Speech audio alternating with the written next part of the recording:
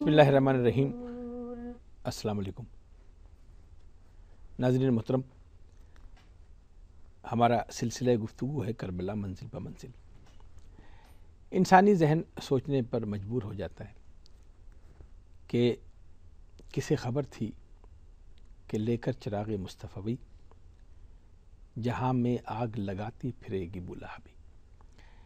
اب تک کی جو ہم نے گفتگو کی اپنے سلسلے کربلا منزل و منزل میں وہ موضوعات ہیں جو شاید عام حالات میں اس پر گفتگو نہ ہو سکے۔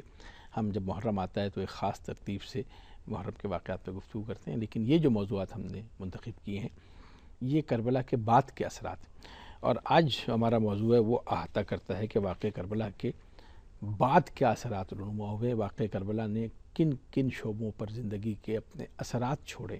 آج کا ہمارا موضوع ہے واقعہ کربلا کے اثرات بعد کربلا۔ ہمارے ساتھ شریک گفتگو سید منتظر باز نقوی صاحب۔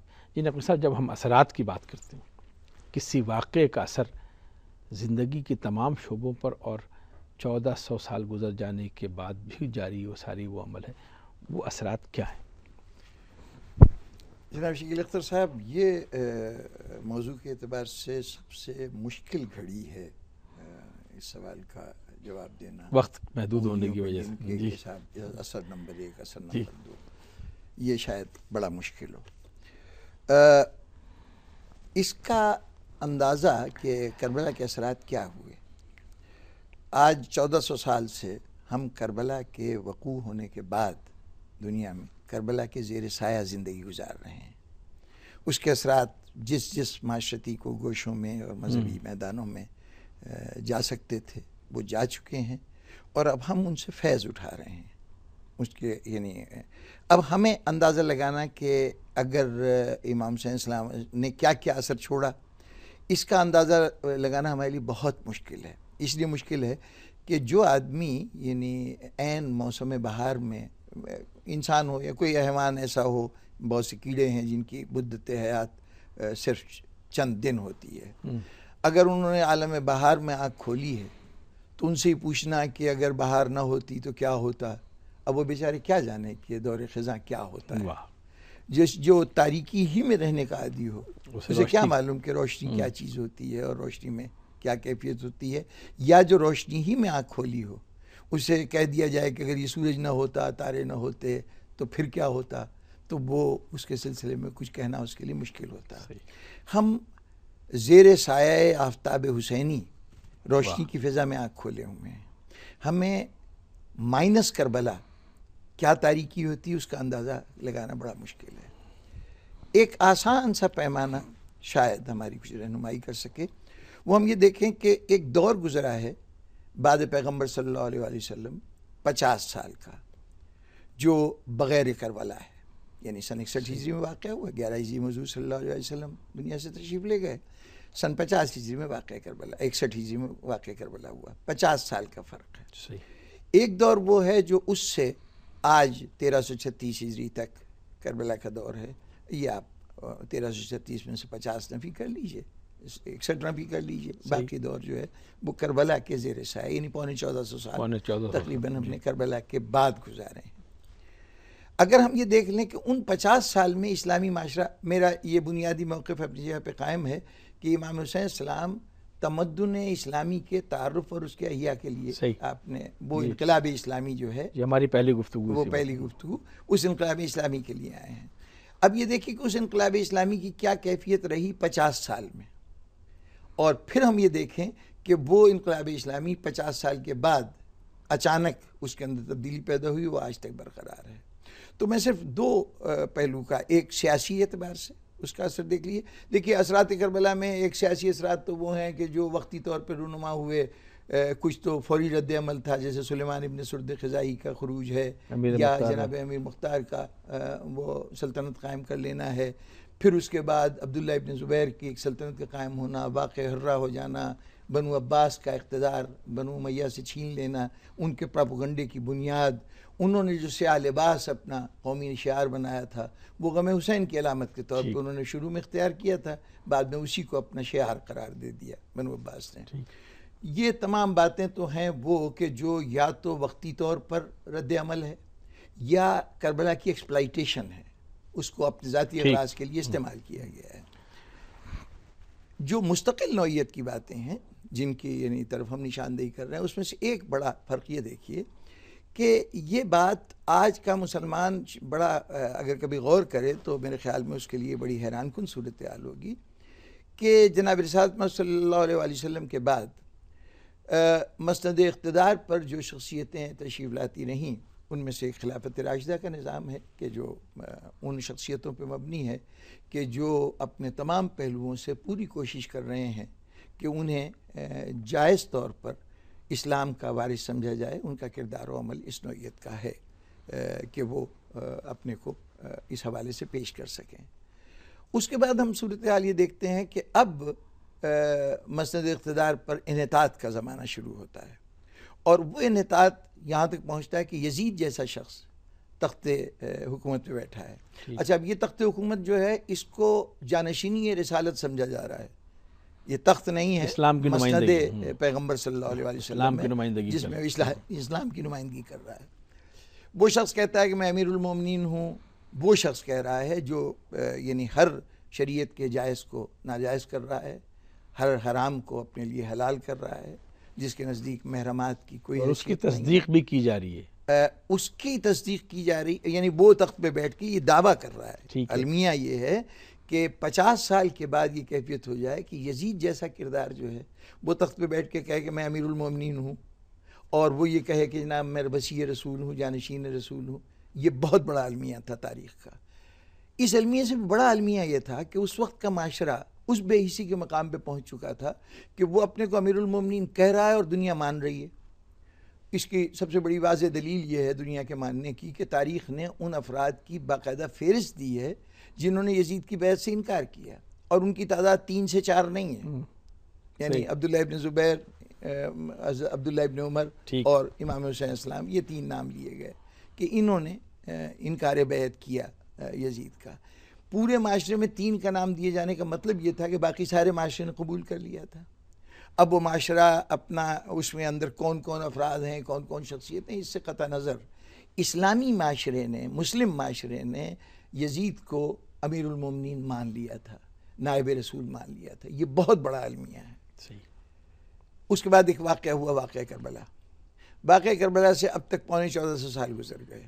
اب صرف اتنی سی بات بتائیے کہ یزید کو امیر المومنین مان لینے تک تو ایک ہمیں لہر نظر آ رہی کہ اسلامی معاشرہ انحطاط کے اس مقام پہ آ گیا ہے کہ مسند رسول پر شرابی اور تمام جتنے محرمات ہیں ان کا مرتکب ہونے والا شخص بیٹھا ہوا ہے، اور اس کو جانشین رسول سمجھا جا رہا ہے.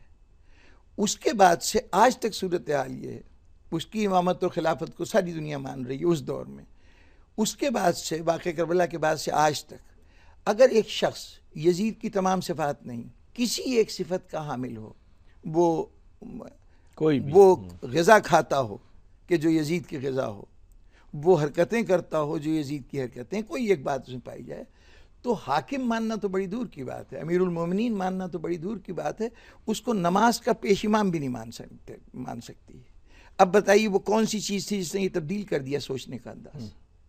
یزید کے بعد یہ اتنی بڑی تبدیلی، یہ کربلا کا سب سے بڑا اثر ہے کہ اب حکومت جو ہے وہ اس مقام پہ نہیں رہی کہ وہ اپنے آپ کو اپنے تمام گناہوں کے ساتھ اس منصب کو قرار دے. یہ ایک کامیابی تھی سیاسی میدان میں. اسی کا دوسرا پہلو ہے فکری میدان میں. ابھی تک صورتحال یہ کہ اتفاق کی نوعیت یہ ہے کہ صحابہ کرام کا دور تھا، اور جو حضرات مسند اقتدار پہ بیٹھے وہ علمی اعتبار سے اس منصب پہ سمجھے جاتے تھے کہ ان کے دیے ہوئے فتوے کو ان سے حضور صلی اللہ علیہ وسلم کی قربت کے حوالے سے ہی سمجھا جاتا تھا کہ انہوں نے ساری زندگی ان کے ساتھ گزاری ہے، ان کا علم ان کے پاس موجود ہے، اس لیے جو کچھ کہہ رہے ہیں وہ شریعت کی ترجمانی ہے. خلافت راشدہ کے تمام عناصر تک یہ سمجھا جاتا رہا کہ جو حاکم کہہ رہا ہے وہ حاکم، اس کو حاکم کے حصے سے نہیں بات مانی جا رہی، مانی بات جا رہی اس اعتبار سے کہ یہ صحابی رسول ہیں اور ہم سے زیادہ مزاج اسلام کو سمجھتے ہیں، اس لیے جو کچھ کہہ رہے ہیں وہ اسلام ہے. شریعت کے فتوے بھی حاکم دے رہا ہے جو مسند اقتدار میں بیٹھا ہے، وہی حاکم شرع ہے اور وہی حاکم سلطنت ہے. یہ جو کیفیت تاثر تھا یہ تاثر بڑھتا چلا گیا، اور یزید تک اب صورتحال یہ کہ جو تخت کے اوپر بیٹھے وہی حاکم شرع ہے، وہ جس چیز کو حلال کہے وہ حلال ہے، جس چیز کو حرام کہے وہ حرام ہے، وہ اسلام کے بنیادی عقائد پہ بھی حملہ کرے تو یہ سمجھا جائے کہ اس کا رائٹ ہے، وہ ایسا کر سکتا ہے۔ یہ جو اقتدار نے، تخت نے شریعت پہ قبضہ کر لیا تھا، حاکم جو ہے اس کا فتویٰ چلنے لگا اور وہی فتویٰ تسلیم کیا جا رہا ہے معاشرے میں، یہ اب ایک مسلسل کیفیت پیدا ہو چکی ہے۔ اب مسلمان سمجھ رہا ہے کہ حکم دینے کا حق اختیار اگر کسی کو حاصل ہے تو وہ حاکم شرع وہ ہوگا، حاکم وقت ہے، وہی شریعت حاکم وقت ہے۔ امام حسین السلام نے یزید کے ایک فتوے کو چیلنج کیا، یعنی اس کا مطالبہ بیعت ہے کہ تیرا یہ مطالبہ غلط ہے، میں اس کو قبول نہیں کرتا، میں تیری اطاعت کر ہی نہیں سکتا۔ بیعت کا مطلب اطاعت کرنا، اطاعت سے انکار ہے۔ فرد واحد نے پورے مسلمانوں کے اس اصول کو چیلنج کیا ہے کہ جو اس وقت کے مسلمانوں کا وہ تھا کہ جو حاکم کہہ رہا ہے وہ شریعت کا حکم ہے۔ امام حسین نے کہا کہ نہیں، میں اس کو نہیں مانتا۔